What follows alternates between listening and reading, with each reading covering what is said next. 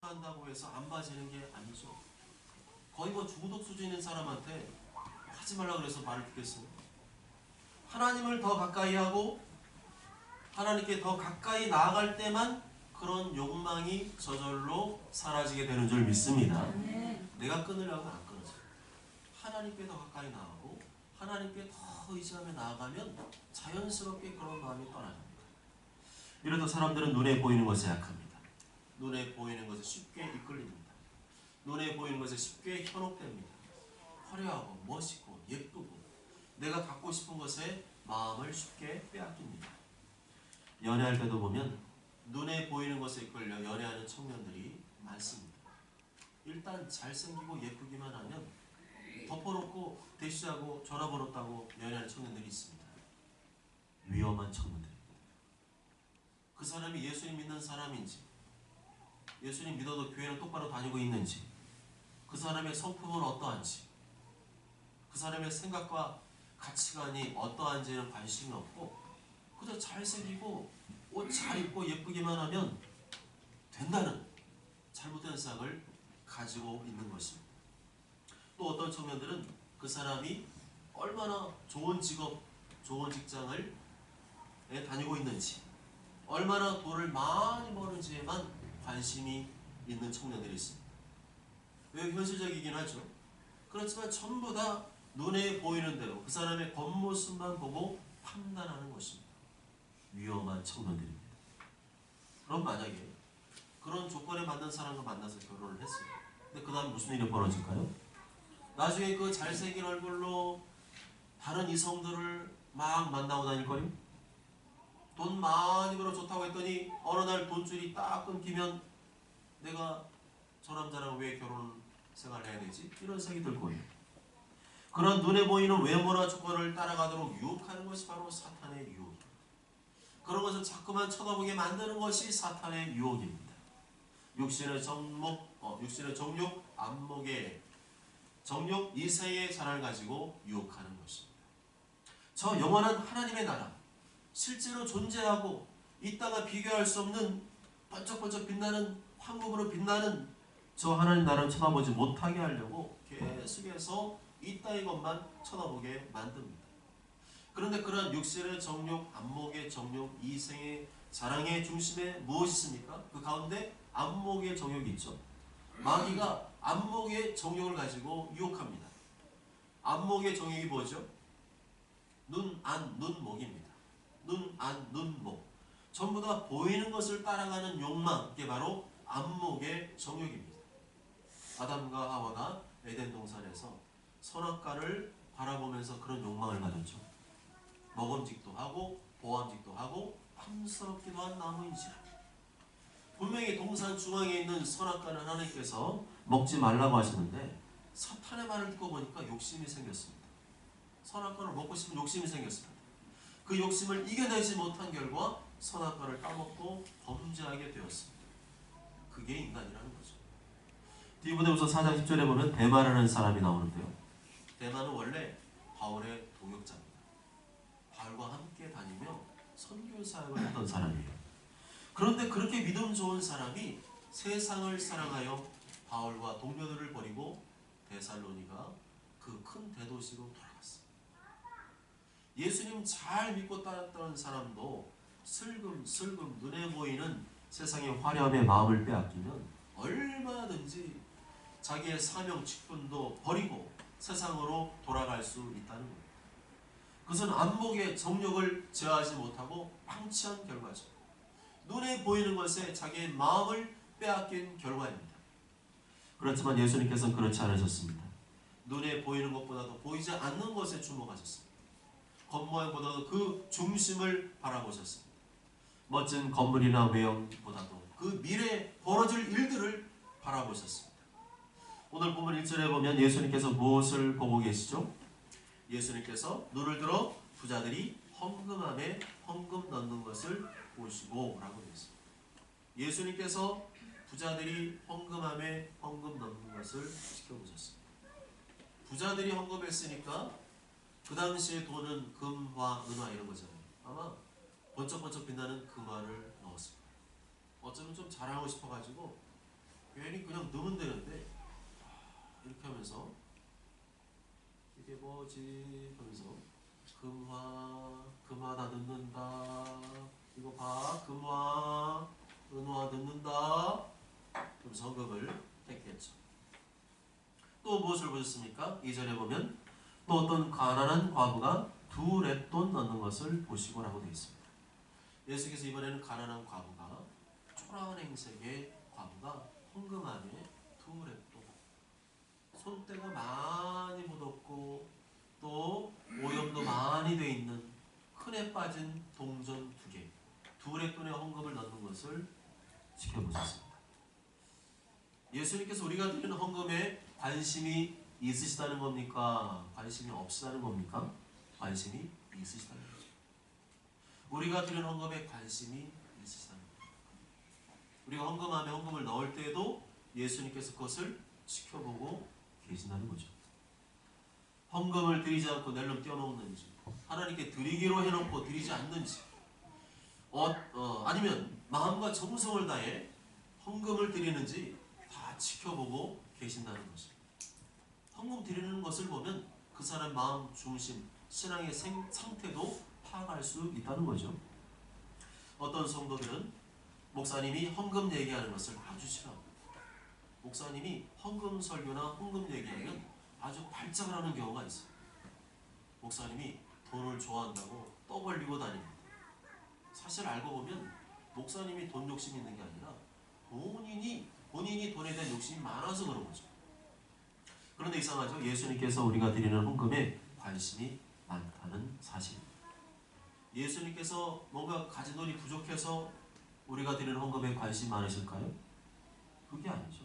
어떤 마음과 중심으로 헌금을 드리는가를 지켜보신다는 겁니다. 그럼 목사님들이 헌금 설교를 해야 됩니까? 하지 말아야 됩니까? 해야 되죠. 목사는 자기 얘기를 하는 사람이 아니라 성경에 있는 말씀을 풀어서 전하는 사람이기 때문이죠. 성경에 헌금에 관한 말씀이 없으면 목사가 헌금 설교하면 안 됩니다. 그런데 오늘 본문에 나오지만 예수님께서 헌금에 대해 굉장히 관심을 가지고 지켜보셨죠. 어떻게 드리는 것이 올바른 헌금인지 말씀해 주셨죠. 그럼 그것에 대해서 목사는 설교를 해야 될 책임이 있는 것입니다. 한 가지 질문을 던져보겠습니다. 여러분이 드리는 헌금은 하나님께 드리는 것입니까? 아니면 교회나 목사에게 드리는 것입니까? 하나님께 드리는 거죠. 이것을 절대로 잊으시면 안 됩니다. 이걸 흔드는 생각이 사단의 생각입니다. 여기에 더하고 빼면 안 되고 헌금은 하나님께 드리는 것이다. 그것을 쐐기를 박아야 됩니다. 헌금을 하나님께 드리는 것이라면 헌금을 아무렇게나 드려도 될까요? 아니면 제대로 드려야 됩니까? 제대로 드려야죠. 올바르게 드려야 됩니다.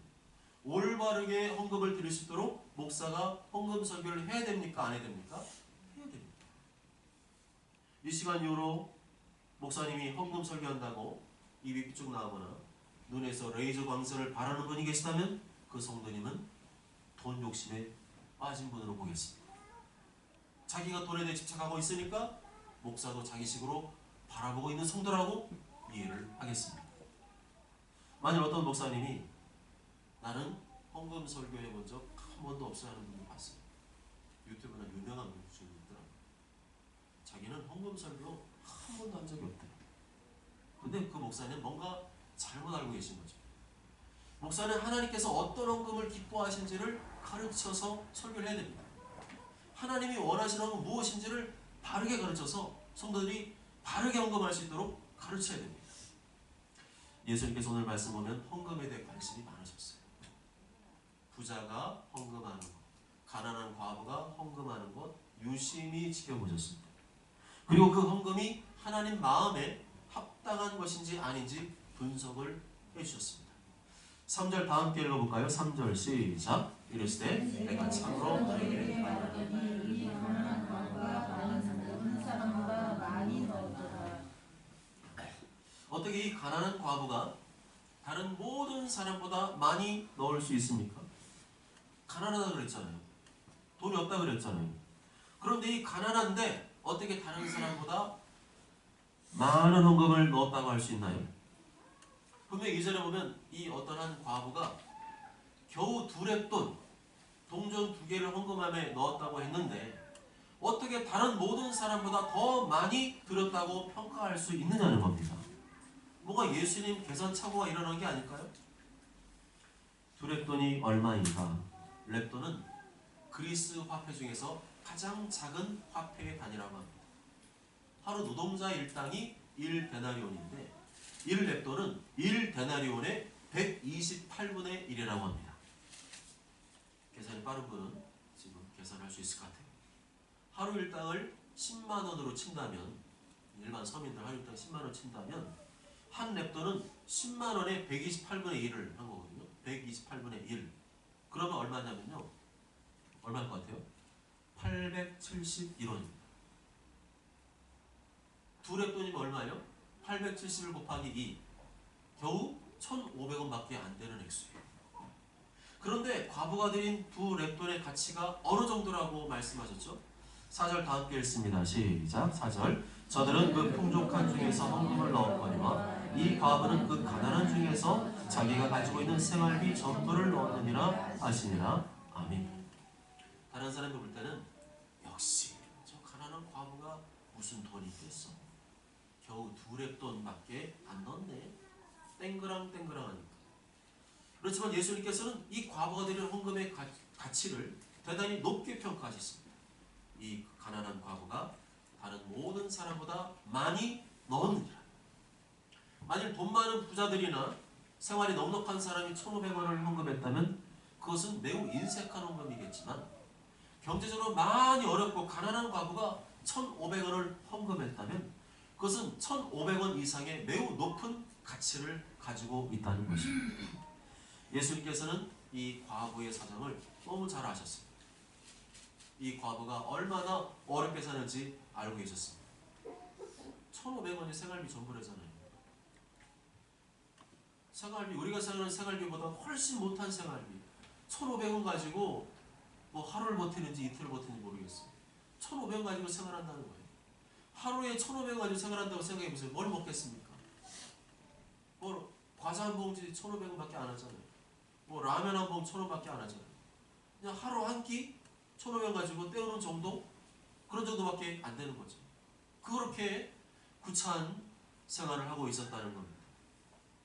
예수님께서는 헌금의 액수로 사람을 평가하신 것이 아니라 그 사람의 상황, 그리고 그 사람의 마음 중심을 보셨던 것입니다. 여러분 같으면 지금 내가 가지고 있는 생활비 전부를 헌금으로 드릴 수 있겠습니까? 그거 쉽겠습니까? 오늘 당장 저녁에 먹어야 될 음식 재료를 사야 되고 전기세도 내야 되고 수도세도 내야 되고 휴대폰비도 내야 되고 겨울 됐으니까 또 난방 연료비도 내야 되고 그런데 눈 딱 감고 생활비 전부를 하나님께 드린다? 보통 믿음이 아닌 거죠. 계산이 빠른 사람 입장에서 볼 때는 바보 같은 짓입니다. 자기 쓸 것은 남겨놓고 헌금을 해야지 제정신이 아니라고 평가할 것입니다. 그러나 이 과부는 어떻게든 최선을 다해 헌금을 드리고 싶었습니다. 내가 당장 굶는 한이 있더라도 하나님께 최선을 다해 헌금을 드리고 싶었습니다. 하나님을 사랑하는 이 마음을 어떻게든 표현하고 싶었던 것입니다. 헌금은 돈이 아니라 하나님께 대한 감사와 사랑의 표현인 줄 믿습니다. 부족한 중에도 늘 보살피시는 하나님께 대한 감사와 사랑의 표현인 줄 믿습니다. 그런 마음을 갖고 사는 성도는 기쁨으로 헌금을 드리게 되는 줄 믿습니다. 이렇게 예수님께서 과부를 매우 칭찬하시는 것으로 볼 때 진실로 온 마음 다해 하나님께 헌금을 드렸던 것을 알 수 있습니다. 그 모든 마음의 동기와 중심을 다 하시고 예수님께서 그렇게 평가하신 것이죠. 이 가난한 과부가 다른 모든 사람보다 많이 넣었도다. 비록 내가 가난한 중에 있을지라도 과부처럼 최선을 다하여 헌금하시기 바랍니다. 먹고 살기 어려운 중에라도 하나님께 대한 감사와 사랑의 마음을 표현하시길 바랍니다. 그래야 할 때 하나님께서 기쁘게 받으시고 감동하실 줄 믿습니다. 이 과부가 얼마나 눈치를 보면서 헌금 드렸겠습니까? 부자들은 다 좋은 옷 입고 와서 잘 먹어가지고 어제도 고기 먹고 와가지고 부티가 막 질질나고 어디 또 청담동 가서 머리를 했는지 헤어스타일이 막 끝내주고 세련되고 때깔나고 막 핸드백은 막 붙이고 막 이런 거 굽이 얼마나 뾰족한지 그 굽도 금 같아 생겼고 그러고 와가지고 하면서 그 말을 딱 아유 그 말밖에 없네. 아유 그 말이 봐달라고. 그것을 뒤에서 지켜보고 있는 이 과부의 마음이 얼마나 위축돼서 예수님께서 그 과부의 위축된 마음, 그 마음도 위로하여 주시고 치유해 주신 줄 믿습니다. 많은 사람께서 이 과부를 칭찬했죠. 이들이 헌금 많이 했다. 아니야, 내가 볼 때 이 과부가 제일 많이 했다. 이 과부의 헌금이 하나님이 기뻐 받으시는 헌금이 되었다면서 그 과부의 상한 마음, 위축된 마음을 치유하시고 회복시켜 주신 줄 믿습니다. 앞에 5절부터는 성전에 관한 말씀이 나오고 있죠. 구약 백성들의 신앙생활의 중심은 성전이었습니다. 눈에 보이는 건물 성전이 신앙생활의 중심이었습니다. 성전에는 하나님이 계신다, 하나님 임재에 계신다고 하는 믿음이 있었기 때문에 항상 기도를 할 때도 어딜 향해 기도했습니까? 성전을 향해서 기도했어요. 내가 집에 있든 아니면 학교에 있든 직장에 있든 기도할 때마다 성전 있는 방향을 찾아가지고, 우리식으로 하면 스마트폰 나침반 앱을 켜가지고 교회가 있는 방향으로 돌려서 그쪽을 향해서 기도를 했다는 거죠. 그리고 유대인들은 절기 때가 되면 항상 성전에 올라와서 제사를 드렸습니다. 이처럼 구약 백성들에게 있어서 이 성전이라는 것은 대단한 의미와 가치가 있었어요. 예수님 당시의 성전은 제2성전이라고 하는데요, 수르바벨 성전이라고도 했습니다. 제1성전은 솔로몬이 건축한 솔로몬 성전, 제2성전은 수르바벨과 학개가 건축한 수르바벨 성전. 수르바벨 성전은 이스라엘 백성들이 포로 생활을 마치고 돌아온 이후에, 포로 생활 이후에 와서 스룹바벨과 학교의 지도로 건축한 성전을 말합니다. 참고로 스룹바벨은 유대의 총독이었고 학교는 선지자였습니다. 그리고 이 스룹바벨 성전은 나중에 좀 이렇게 보수해야 될 부분이 있었거든요. 근데 헤로드 왕이 유대인들한테 표를 얻으려고, 지지를 많이 받으려고 자기가 신앙이 있어서 그런 게 아니고요, 유대인들을 잘 구슬려 가지고 통치하려다 보니까 이 사람들이 성전을 굉장히 중요해서, 그래서 성전을 아름답게 다시 보수하고 중축을 했습니다. 그래서 헤롯 성전이라고 불렀어요. 이 헤롯 성전도 잘 지어졌지만 예전에 솔로몬 성전에 비하면 규모가 작았습니다. 그렇지만 헤롯 성전이 매우 아름다웠다고 합니다. 직육면체에 하얀 돌, 대리석을 다듬어서 외벽을 탁 쌓기 때문에 멀리서 보면 마치 눈으로 덮인 성전처럼 보였습니다. 당시 요세푸스라고 하는 유명한 역사가가 기록한 내용인데요, 성전 건물에 장식된 금관에 햇빛이 비치면 거기서 뻗어나오는 빛이 너무 눈부셔서 눈을 제대로 뜰 수 없었다라고 묘사합니다. 또한 금으로 칠해지지 않은 것은 무엇이든지 순결한 백색이었다라고 묘사를 합니다. 흰 대리석으로 건축된 이 헤롯 성전은 가로 길이가 11.4m, 세로 길이는 무려 43.7m, 높이는 무려 5.5m, 그리고 성전 입구의 대리석 기둥들은 12m. 그렇기 때문에 사람들이 지나가면서 성전을 볼 때마다 성전의 저 웅장함, 아름다움 바라보면서 입에 침이 마르도록 칭찬을 했던 겁니다. 어떤 사람들이 성전을 가리켜 그 아름다운 돌과 헌물로 꾸민 것을 말합니다. 이스라엘 백성들이 헤롯 성전 볼 때마다 이야, 성전 진짜 잘 졌다, 너무너무 아름답다, 참 멋있게 져졌네, 언제 봐도 질지가 않아, 재료를 좋은 거 썼더니 질리지가 않아, 세월이 흐를수록 더 거기서 뭔가 클래식한 느낌이 나. 그리고 저 성전은 우리 조상님들이 하나님께 헌신해서 지어진 아름다운 성전이야, 그 말을 자주 했던 것입니다. 그런데 예수님께서 6절을 보면 여기 찬물을 확 끼얹는 말을 하시죠. 6절 말씀 다 함께 읽습니다. 시작. 너희 보는 이것들이 날이 이르면 돌 하나도 돌 위에 남지 않고 다 무너뜨려지리라. 아멘. 예수님께서는 눈에 보이는 성전의 아름다움, 그 웅장함만을 바라보고 있는 하나님의 백성들을 안타깝게 생각하십니다. 예수님께서 이 성전의 운명이 어떻게 될지 그 미래를 바라보시며 안타깝게 여기셨습니다. 저 영국의 교회당이 아주 잘 쳐졌죠. 영국에 가면 옛날 고딕식으로 아주 뾰족하게 아주 그리고 웅장하게 교회 예배당이 지어진 것을 볼 수가 있습니다. 그런데 지금 영국 교회는 어떻습니까? 건물만 예배당만 남았습니다. 건물은 멋진데 그 교회당은 너무너무 멋진데 거기에 성도가 없어요. 점점 더 세상이 좋아지고 잘 사니까 젊은 사람들이 교회를 다 떠나서 이제는 그 예배당에 가면 백발이 허연 성도님들만 마지막 끝까지 남아서 예배드리고 있다고 합니다. 예수님도 그런 마음으로 안타깝게 바라보십니다. 또한 이 성전이 앞으로 어떻게 될 것인가, 장차 일어나게 될 미래의 일이 무엇인가, 예수님께서는 안타까운 말씀했습니다. 너희들을 보면서 감탄하고 있는 이 성전 다 무너질 것이다. 너희 보는 이것들이 날 이르면 돌 하나도 돌 위에 남지 않고 다 무너뜨려지리라. 돌 하나도 돌 위에 남지 않는다는 말은 성전이 그 형체를 알아볼 수 없을 정도로 완전히 파괴된다는 겁니다. 이게 성전이요? 뭐요? 여기 성전이 있었어? 할 정도로 완전히 파괴된다는 거죠. 실제로 예수님 말씀대로 주후 70년에 이 성전이 완전히 파괴됩니다. 이런 하나님의 임재를 상징하는 성전의 파괴는 무엇을 의미합니까? 자기 백성에 대한 하나님의 심판을 의미합니다. 아무리 하나님 백성이라도 하나님의 말씀 불순종하면 아무리 성전을 잘 지어도 불행한 역사가 되풀이된다는 것이죠. 그렇기 때문에 나는 예수님 피로 죄수받은 구원받은 백성이라는 사실에만 만족하지 마시고 구원받은 하나님의 백성답게 하나님의 말씀에 순종하며 살아야 될 줄로 믿습니다. 하나님 말씀과 뜻대로 사는 것이 최고의 성공인 줄 믿습니다. 그렇게 살면 하나님이 도와주십니다. 우리가 자꾸 딴 데 관심 쓰고 딴 데 정신 팔리고 하니까 하나님께서 그 딴 데 정신 팔린 것들을 다시 돌이키기 위해서 고난과 어려움을 하는 거지.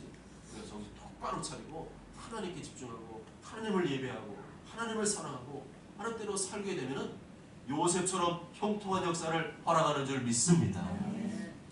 또한 성전이 파괴되었다는 말은 눈에 보이는 성전은 진짜 참 성전이 아니라는 거죠. 눈에 보이는 성전은 참 성전을 보여주고 가리키는 그림자에 불과하다는 것입니다. 그러면 성경이 말하는 참 성전, 성전의 실체는 누구를 말하는 것일까요? 바로 예수님을 가리킵니다. 요한복음 19장 2장 19절 21절에 보면 예수께서 대답하여 이르시되 너희가 이 성전을 헐라 내가 사흘 동안에 일으키리라. 그러나 예수는 성전된 자기 육체를 가리켜 말씀하신 것이라 말씀입니다. 너희가 이 성전을 헐라 하셨던 말씀은 예수님의 육체를 헐라는 말이었습니다. 십자가에 달려 죽게 되신다는 거죠. 또한 사람들의 손에 의해서 십자가에서 예수님께서 죽으실 것 그리고 부활하실 것 그것을 사흘 동안에 일으키려고 하신 그 말씀이었습니다. 결국 참 성전의 실체가 누구라는 거죠? 예수님이시라는 거죠. 그 눈에 보이는 건물 성전이 아니라 참 성전, 성전의 실체는 예수님이고 그 예수님을 상징하는 것이 건물 성전일 뿐이라는 겁니다. 그래서 지나치게 건물 성전에 집착하는 성도인들이 있는데 그건 잘못된 신앙이라는 거죠.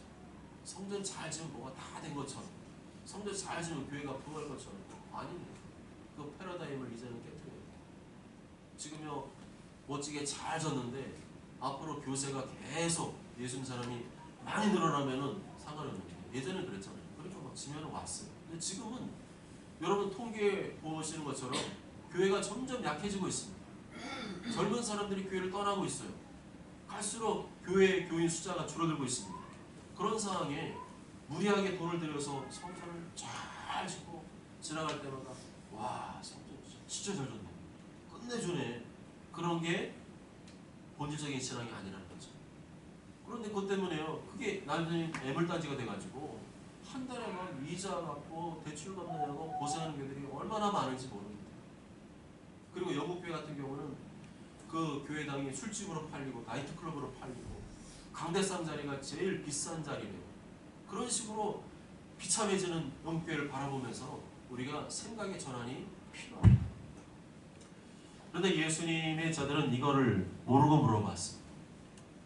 날이 이르면 성전이 완전히 파괴될 것이라는 말을 마지막 때의 징조와 연관지어서 생각하고 물어봤습니다. 7절 다음 때 읽습니다. 7절 시작. 그들이 물어 이르되 선생님이여 어느 때에 이런 일이 있겠사오며 이런 일이 일어나려 할 때에 무슨 징조가 있사오니까. 아멘. 저자들은 성전의 파괴는 곧 세상의 종말이라고 생각했던 겁니다. 구약의 백성들에게는 성전이 대단한 가치가 있다고 그랬잖아요. 근데 정말 신앙생활의 중심이고 신앙생활에 굉장한 의미가 부여된 그 성전이 파괴된다? 그럼 세상 끝난 걸로 이해한 거죠. 그래서 질문이 뭐였어요? 그러면 종말이 일어나기 전에 어떤 징조가 일어나게 됩니까? 하고 물어본 겁니다. 일단 예수님께서 뭐라고 대답하셨나요? 8절 9절 읽습니다. 시작. 이르시되 유혹을 받지 않도록 주의하라. 많은 사람이 내 이름으로 와서 이르되 내가 그러하며 내가 가까이 왔다 하겠으나 그들을 따르지 말라. 날리와 수요에 부를 때 두려워하지 말라. 이 일이 먼저 있어야 하되 끝은 곧 되지 아니하리라.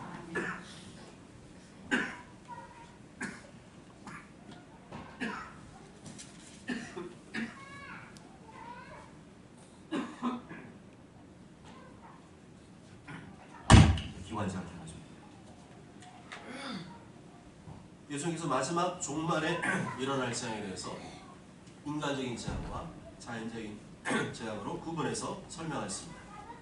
무슨 재앙과 무슨 재앙이라고요? 인간적인 재앙과 자연적인 재앙. 먼저 인간적인 재앙은 무엇을 말합니까? 사람의 유혹을 받지 않도록 주의하라는 것이죠.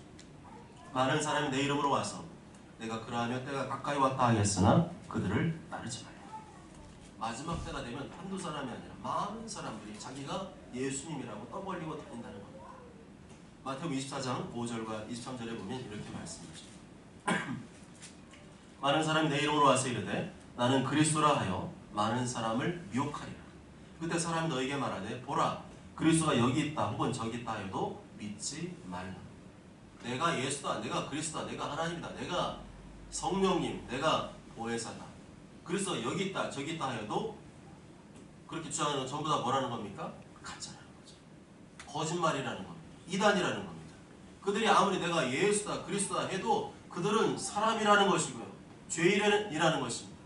그들 역시 자신이 지은 죄값대로 심판을 받아 영원한 지옥에 떨어져야 될 비참한 운명에 있다는 것입니다. 우리나라의 대표적인 이단은 신천지, 하나님의 교회, 제임스 성명서, 그리고 통일교인데 이들의 공통점은 다 교주가 있다는 겁니다. 그런데 교주들이 전부 다 뭐라 그래요? 내가 하나님이다, 내가 예수다, 내가 보혜사다, 내가 성령이다라고 주장을 한다는 겁니다. 그런 허무맹랑한 얘기를 들을 사람들이 있을까요? 놀랍게도 그런 말을 듣는 사람들이 100만 명이 넘는다고 합니다. 다 교회 다니던 사람들, 거의 90% 사람들이 이단에 다 빠진 겁니다. 그런 허무맹랑한 얘기를 진짜처럼 듣는다는 얘기는 그 배후에 사단 마귀가 역사하고 있다는 증거죠. 왜 연세대 고려 다니는 학생이 그런 이단에 빠지는 겁니까? 왜 군대 장교들이 그런 이단에 빠지는 겁니까? 왜 대기업 직원, 공무원, 경찰같이 멀쩡하고 좀 배울 만큼 배운 사람들이 왜 이단에 빠지는 겁니까? 그 배후에 사단 마귀가 역사하기 때문입니다. 교주의 입에 거짓말의 권세를 불어넣어 주니까 그 거짓말이 진짜처럼 들리는 거예요. 그들이 이런 악한 영에 미혹됐기 때문에 똥인지 오줌인지 구분이 안 되는 겁니다. 그래서 그냥 빠져버리는 거죠. 그러나 예수님은 마지막 때 그렇게 재림하시지 않습니다. 재림 예수가 왜 대한민국 구석에 처박혀서 살고 있습니까? 왜 술 마시고 거짓말하고 여자들한테 못된 짓 하고 사는 겁니까? 그것은 자기 스스로가 예수님이 아니라는 걸 증명하는 것입니다. 마태복음 24장 30절과 64절에 보면 그때 인자의 징조가 하늘에서 보이겠고 그때 땅의 모든 족속들이 통곡하며 그들이 인자가 구름을 타고 능력과 큰 영광으로 오는 것을 보리라. 예수께서 이르시되 네가 말하였느니라. 그러나 내가 너에게 이르노니 이후에 인자가 권능의 우편에 앉아있는 것과 하늘 구름을 타고 오는 것을 너희가 보리라 하시니 아멘. 그래서 말하는 인자는 죄가 없는 참 인간을 말합니다. 죄가 없는 인간은 이 땅에 존재하지 않죠. 오직 하나님의 아들 예수님만이 참 인간, 죄가 없는 인간의 모습으로 오셨습니다. 그 예수님께서 이 땅에 재림하실 때는 어떻게 오신다고요? 하늘 구름을 타고 큰 능력과 영광 중에 오실 것이며 그 놀라운 광경을 전 세계 모든 사람들이 한 사람도 빠짐없이 보게 될 것이라는 것입니다. 그렇기 때문에 오늘 이 말씀을 꼭 기억하고 계셔야 됩니다. 내가 예수다, 내가 그리스도다, 내가 하나님이다, 내가 보혜사다, 내가 성령이다. 이런 사람이 있으면 그냥 이단이라고 믿으시길 바랍니다. 아멘. 그들은 가장 뜨거운 지옥불에 떨어질 것이라고 믿으시길 바랍니다. 아멘. 사랑하는 여러분, 예수님께서는 헌금의 액수보다도 그 사람의 형편과 상황 그리고 그 마음 중심을 보셨습니다. 부자가 넣은 많은 헌금보다 가난한 과부가 두랩돈 넣는 것에 대해 크게 기뻐하시며 칭찬하셨습니다. 헌금은 교회나 목사에 하는 것이 아니라 하나님께 드리는 것인 줄 믿습니다. 아멘. 헌금은 돈을 드리는 것이 아니라 하나님께 대한 감사와 사랑의 마음을 표현하는 것인 줄 믿습니다. 아멘. 인색함으로는 억지로 드리지 말고 하나님께 기쁨으로 드리시길 바랍니다. 아멘. 눈에 보이는 사람의 겉모습이나 교회의 겉모양을 바라보지 말고 그 안에 정말 예수님이 계십니다. 하나님의 임재가 있는 서로 사랑하고 용서하고 돌보고 있는 서로 힘을 합해 하나님 나라 복음을 위해 최선을 다하고 있는가를 바라보시길 바랍니다. 아멘. 특히 마지막 때 일어나는 사탄의 유혹을 주의하십시오. 인간의 재앙과 또한 자적인 재앙을 유심히 지켜보십시오. 예수님 말씀대로 자기 예수님, 하나님, 성령님, 보혜사로 주장하는 이단이 있으면 무조건 멀리하고 경계하시길 바랍니다. 다시 오실 예수님 기다리는 종말론적인 신앙을 갖고 사는 자는 하나님께 대한 사랑과 복음에 대한 열정을 갖고 사는 사람. 바리새인 서기관처럼 내가 종교활동 열심히 하니까 그게 하나님 기쁘시는 것이 아니고 그렇게 하더라도 그 마음 중심이 정말 하나님을 사랑하는 마음으로 기쁘고 감사한 마음으로 하는 애가 더욱더 중요한 줄 믿습니다. 모두처럼 모두가 내가 외적인 종교활동 어떤 행위를 한다는 것에 만족하지 마시고 예수님께서 그 마음 중심과 형편을 꿰뚫어 보시는 것처럼 하나님을 뜨겁게 사랑하고 하나님 은혜에 늘 감사하고 바보처럼 하나님께서 기뻐하시고 높이 평가하시는 신앙생활을 하게 되시길 주님의 이름으로 축복합니다. 아멘.